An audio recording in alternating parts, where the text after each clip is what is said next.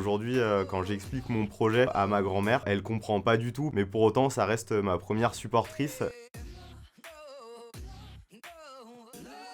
Bonjour, moi c'est Camille Sauton, je suis ingénieur agro et je travaille sur le projet Ferme à Verre avec mon associé Théo Perrochon. Ferme à Verre, l'objectif c'est de faire des modules de production d'insectes pour les aider à produire de la protéine plus saine et plus durable. J'ai fait une formation d'ingénieur agro à Lyon, à l'ISARA. J'ai travaillé ensuite un petit moment dans le conseil et j'ai repris mes études avec un master spécialisé entrepreneuriat et management de l'innovation à l'EM Lyon et c'est là que j'ai démarré l'aventure Ferme à Verre.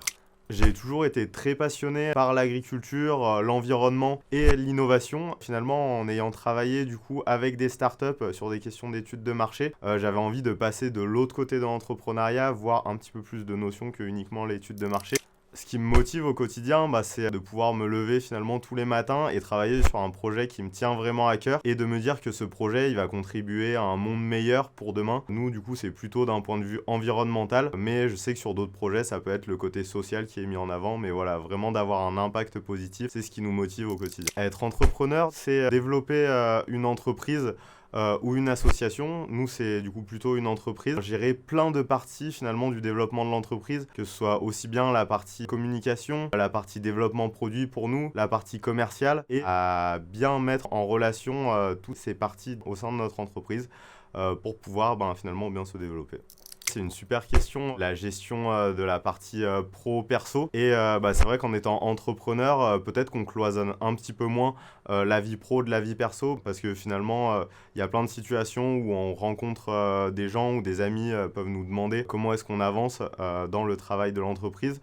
Et après, je sais que moi, ma manière de fonctionner, c'est plutôt de pas trop cloisonner, mais aussi je peux me permettre ça parce que j'adore ce que je fais et du coup, ça m'embête pas trop d'en parler aujourd'hui. Effectivement, l'entrepreneuriat, c'est un peu des montagnes russes émotionnelles. On a pas mal de bas, notamment quand, pour prendre un exemple, on veut faire du commercial, on essaye de pousser une offre et finalement, on n'a pas de réponse très positive sur cette offre.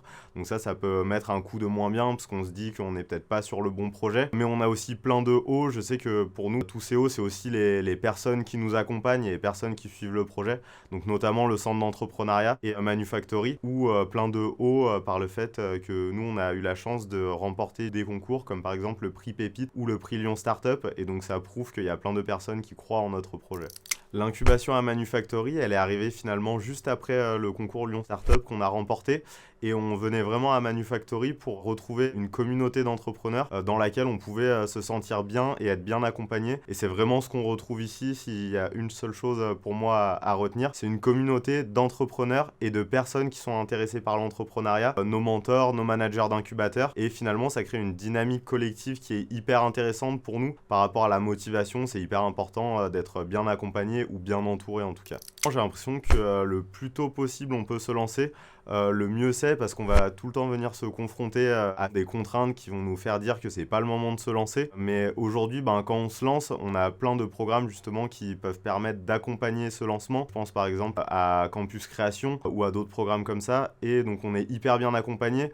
Et c'est vraiment quand on est dedans qu'on voit ce que c'est l'entrepreneuriat. Et donc, lancez-vous le plus tôt possible. Du coup, en anecdote un petit peu marrante, il y a le fait qu'aujourd'hui, quand j'explique mon projet à différentes personnes, mais notamment à ma grand-mère, elle comprend pas du tout, parce qu'elle baigne pas dans l'entrepreneuriat en tout cas, et elle comprend pas du tout le projet. Mais pour autant, ça reste ma première supportrice, et c'est celle qui va être le plus contente quand je l'appelle et que je lui dis, par exemple, qu'on a gagné un prix.